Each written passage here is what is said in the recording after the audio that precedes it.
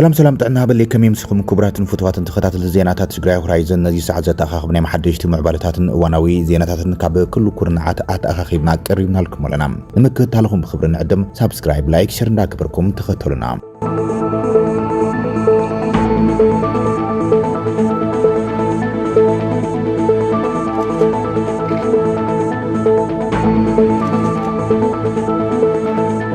كاب بيت صحفة بريزيدنت جيزاوي ممحدار تجري عزرارة بحبريتها تزرقح لهم عبيد TDF فلاماي تكنولوجي صرا درون مسارحي تغلق لهم في الفلات حبريتها تجري هورايزن كاب بيت صحفة بريزيدنت كم زرق عقدهم ببيت صحفة بريزيدنت جيزاوي ممحدار تجري تلاعيهم ببيرو قديات كوميونيكيشن تجري زوز مجلسي قداي ركب مس إيرسام بجنرال فسها كيدان زمرح بيرو سلام نسأتان سراويت بمتقام عبدالعلي بوليس استقان نسأطي بمفتار حادو الكسب بحقي تتحيزون كفتح بمقبار دحر 10 دقائق مجلسيم كزرقاح كمستقبر حبيرهم اللهم اتم ببيت صحفة واحد زوز تبهلو عمرار حيلتات سأتان عزيز سراويتن عبدالعلي زي شراويان تكالات فتح تقراي زي قبو زغطي فترو كمزلهم بقلسي إزار عيه إدعاتاو نتيز بولو تم فرفلاتم ببيت فردي تأزاز صحيفهم بوليس عب تحتك ايدي زأتو زخون يخنو الكسب بحقي كداننبر ببرات فراري خان سراويت عاكب كان نو بوليس بمخباب زي تدليه مزبع فتحيك فتر مقبار حلف النزو لهم فالو النوتيولهم لتقداي كربت علنا يلوم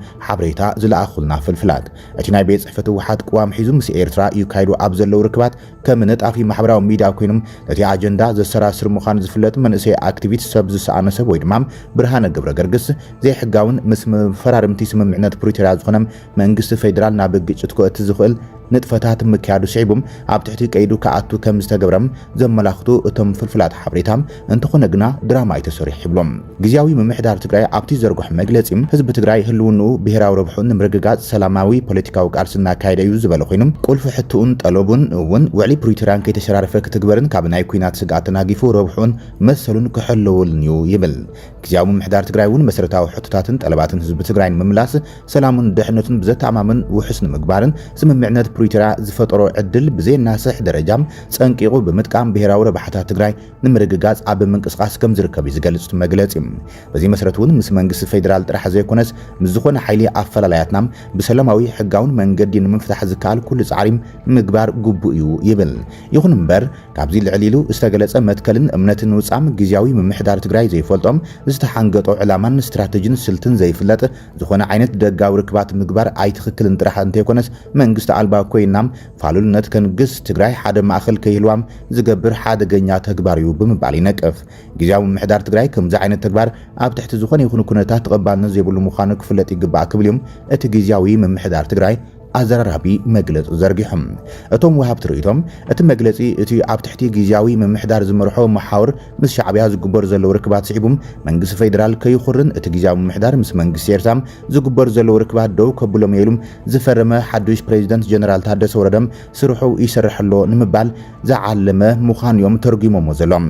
ይኹን እምበር እቲ ብቤት ጽሕፈት ውሓት ዝግናሕ ግዝያዊ ምምሕዳር ተባሂሉ ዝንቀፍ ዘሎም ብጀነራል ታደሰ ወረደ ዝምራሕ ግዝያዊ ምምሕዳር ንትግራይ ሓደገኛ መዘዛት كسعبلا كم زخل يوم زتنقوم إذا كم زيلون كل ما بوليس تجري نتي عبد العلي زبصح زي جبو سقطيم أقالي عولم تطرطرو بمسرة حقي تتحيزو انت بقع زي تجبا سقطي سلا زبص حنيم فاتحيو سديد يلخو كل يوم كوميشن بوليس تجري مجلس زرقيهم برهان جبر جرجس ويد ما سب ساعة سب زبل نتفتات محبرة ميديا زفلت والكسب زحالة ربع ميايزا 20 شعاتن كلش 10 شعاتن عامة مرت دحر غتريم استطرطر له جبن مصراي بحقاو تزاز بيت فرديم كوميشن بوليس تجري عبقوز ركم على يذكر زبلت مجلسيم يكون ده عنبر نخالوت أكلات محلاليفك وهابيو زبل مسرة ألبوم زرباتات بمحبرة ميديان كالوت معخنا زينان كقبا بلوز أني حميم زبلت مجلسيم كابزي تبقيسو كالوت أكلات عبلعلي كوميشن بوليس تجرايم تكالون مياون نسأنو تحاليوم كيد مصرايو كيد تكبر لعلا عقمو زخون سقطتات بمصحام سعيبون كال زي تدلي وصيت كسعب سلازغل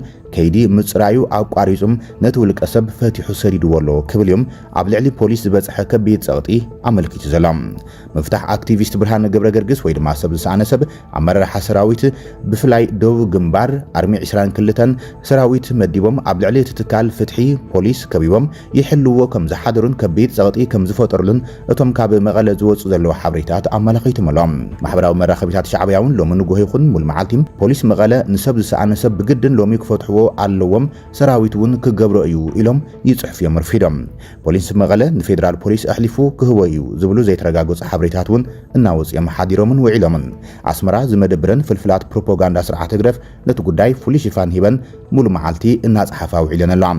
ሳላ ሰራዊቱ ተዓዊቱ ዝብላ እተን ፍልፍላት ፕሮፓጋንዳ ግደፍ 4 መርመርቲ ኦሮሞ ዝፀዓነት ነፋሪት ካብ ኣዲስ ኣበባ መጽያያ መቐለ ሓዲራ ይብሎም እቲ ዝገርም ይብላም ኣብ መንጎ TDFን ፖሊስን ፍጥጥ ሰማይ ዓሪጉ ናብ ዘየድሊ ግጭት ከይኣቱም ስጋኣት ነይሮም ብርሃነ ሳላ ሰራዊቱ ካብቲ ቀጽሪ ከም ጀነራል ተዓጅቡ መሰሲሉ ብምባል ጽሒፈን ኣለዋ ፍልፍላት ፕሮፓጋንዳ ኣስመራም እዚ ድማ ተጋሩ ተዓዘብቲ እቲ ኣብ ሓወልቲ ማእኸሉ ዝገብረ ሓይሊ ህወሓትን ዝእዞም ኣዘዝቲ ሰራዊትን ካብ ኣስመራ ቀጥታዊ ዝኾኑ ትእዛዛት ይቕበሉ ከም ዘሎም ዘርእዩ ብምባል እዮም ይነቕፉ ዘሎም እቲ ጉዳይ ናይ ሓደ ውልቀ ሰብ ዘይኮነም እቲ ሒዙ ዘሰጉሞ ኣጀንዳ እዩ ዘርኢ ብምባል እውን ይነቕፉም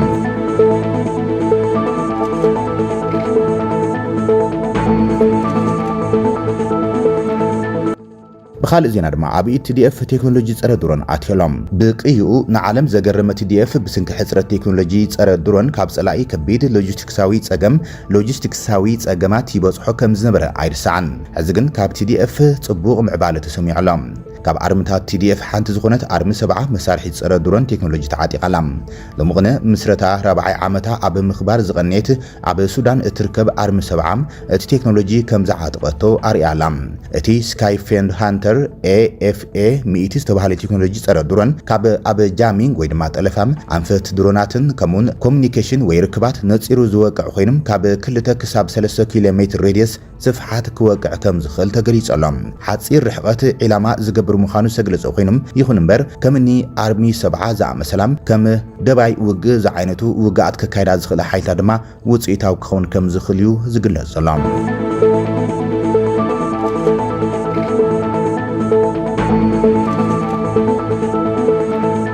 ኣብ ፖርት ሱዳን ሎማ ሐሙስውን ተዳጋጋሚ መጥቃዕቲ ሰብኣዊ ኣልቦ ነፈርቲ ከም ዝተፈጸመ ተገሊጸሎም ኣብ ምብራቃዊ ሱዳን ከተማ ፖርት ሱዳን ሎማ ሐሙስ ንጎሆ መጥቃዕቲ ሰብኣዊ ኣልቦ ነፋሪት ተኻይዶሎም ኣብ መንጎ ዕጡቃት ሓይልታት RSFን ሰራዊት ሱዳን ዝካየድ ዘሎም ቀጻሊ ውግእ ንሓምሻይ ግዜ ተኸታታሊ መጥቃዕቲ ኣየር ኣተኣናጊዳላ ፖርት ሱዳን ሓያሎ ነበርትን ንጋዜጠኛት ኣብ ዝሃቦ መግለጺ ኣብታ ከተማ ፍንጀራ ተሰሚዑ ከምኡን ስርዓታት ምክልኻል ኣየር ሰራዊት ሱዳን እውን ነቲ መጥቃዕቲ ገጢሞ ክብሎም እቲ መጥቃዕቲ ንኣስታት 45 ደቂቃ ከም ዝወሰደ ገሊጾም ብተወሳኺ ሰብኣዊ ኣልቦ ነፈርቲ ንዋና ቤት ጽሕፈት ናይቲ ኣብ ፖርት ሱዳን ዝርከብ ኮሌጅ ሓይሊ ኣየር እውን ዒላማ ከም ዝገበሩን ናይ ዓይኒ መሰኻኽር ካብ ሰሜናዊት ቀይሕ ባሕሪ ፖርት ሱዳን ገሊጾም ኣሎም ክሳብ ሓሙስ ድሕሪ ቀትሪ ድማ ሰራዊት ይኹን RSF ብዛዕባ ፍጻመን ብግልጺም ርእይቶ ኣይሃብሉን ብዛዕባ ዝወረደ ጉድኣት ወይ ድማ ንዋታዊ ኪሳራ እውን ዛጊድ ዝወጽእ ሓበሬታ የለን ፖርት ሱዳን ካብ ሚያዝያ 2023 ጀሚራ ግዝያዊት ምምሕዳራዊት ርእሰ ከተማ ሱዳን ኮይናም ዘገልገለት ኮይናም ኩናት ሰራዊት ሱዳን ከምኡን RSFን ካብ ዝጀመረሉ እዋን ናብዚ ድማ ክሳብ ዝሓለፈ ሰሙን ሰላማዊትን ዝሃደእትን ምንቅስቃሳት እውን ዝግበረላ ማእኸል እያ ነይራ ሰብ መዚ RSF ኣብ መርዌ ዶጎላም ዳባን ኣትባራን ሓዊሶም ኣብ ሓያሉ ከተማታት ሰሜን ብሰብ ኣልቦ ነፈርቲ ንሲቪላዊ ትሕተ ቅርጽታት ዒላማ ከም ዝገበሩ ይኽሰስዮም እቲ ኩናት ሰብኣዊ ቅልውላዊ ሱዳን ሰማይ ከም ዘዕርጎን ልዕሊ 20,000 ሰባት ክሞቱን ከሎም 15 ሚልዮን ድማ ተመዛቢሎም ከም ዘሎም ኣሃዛት ሕብራት ሃገራት የመላኽት ኣብ ኣሜሪካ ዝመደበሮም ተመራመርቲ ዝተገበረ ፍሉይ ግምት ድማ ቁጽሪ ሞት ናብ 130,000 ክዓቢ ከም ዝኽእል የመላኽት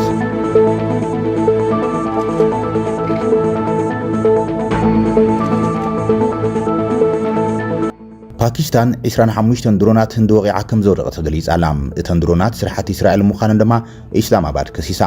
ህንዲ ንፓኪስታን ብእስራኤል ዝስራሕ ሰብኣዊ ኣልቦ ነፈርቲ ተጠቒማም ከም ዘጥቅዐት ገሊጻላ ወተሃደራዊ ሓይሊ ፓኪስታን እተን ዝወደቓ 25 ሰብኣዊ ኣልቦ ነፈርቲ ናይ እስራኤል ስራሕቲ ዋንነት ህንዲ ምዃነን ገሊጾሎም ብመሰረት ወሃቢ ቃል ወተሃደራዊ መንግስቲ ፓኪስታን ሜጀር ጀነራል ኣሕመድ ሸሪፍ ህንዲ ኣብ ከም በዓል ካራችን ላሆርን ዝኣመሰለ ዓበይቲ ከተማታት ፓኪስታን ንምጥቃም ብእስራኤል ዝተሰርሐ ሰብኣዊ ኣልቦ ነፈርቲ ከም ጠቐመት ከሲሰሎም እንዲ ኣብ ዝሓልፉ 10 ዓመታት ካብ እስራኤል 2.9 ቢልዮን ዶላር ዝግመት ወተሃደራዊ ናውቲ ከም ዝዓደገት ይግለጽ። እዚ ድማ ራዳር ናይ ምክትታልን ውግእ ሰብዓ ኣልቦ ነፈርቲ ከምኡን ሚሳይላት ዓቕሚ ፓኪስታን ዘርኢ ምዃኑ ይግለጽ ኣሎ። ሸሪፍ ህንዲ ከቢድ ዋጋ ትኸፍል ከም ዘላን ኣብዚ ሕዚ እዋን እትገብሮ ዘላ መጥቃዕቲ ከቢድ ዋጋ ክስዕበላ ከም ዝኽእል ይወሲኹ ኣጠንቂቑ ዘሎ። ህንዲ እውን ብተዛማዲ ካብ ፓኪስታን ዝኾነ ይኹን ከቢድ ግብረ መልሲ እንተተፈኒላ ክሳብ ኒውክሌር ምጥቃም ዝኸይድ ሓይሊ ክትጥቀም ከም ትኽእል እያ ትጠንቅቕ ዘላ። ክልቲአን ሃገራት ኒውክሌር ዝተዓጠቓ ጎረባብቲ ሃገራት ምዃነን ይፍለጥ።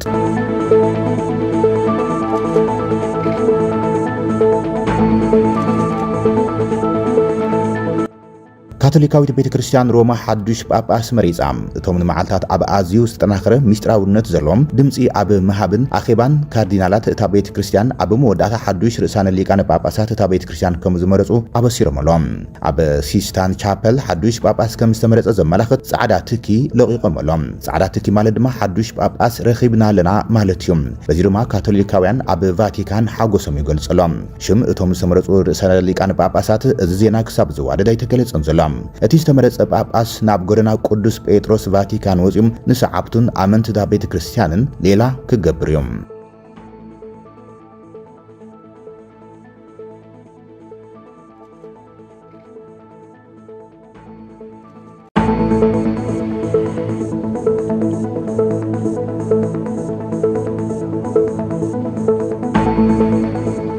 ክብራትን ፍትዋትን ተኸታተልቲ ዜናታትና ነዚ ሰዓት ዘተኣኻኽቡና ሓደሽቲ መዕባለታትን እዋናዊ ዜናታትን ኣብዛዚምና ንሰናይ ምክትታል ነመስግን። ሰላም።